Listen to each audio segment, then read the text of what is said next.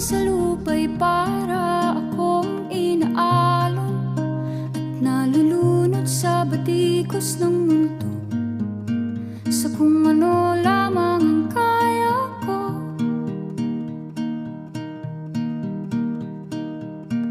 Bigang-biga na sa mga problemang di masolusyonan agad, parang wala nang bukas. Pwede bang umiwas? Hinahanap ang sarili, ngunit di nakakayanan sa ligaw na dinadaanan ko. Saan na to patungo? Saan ako patungo?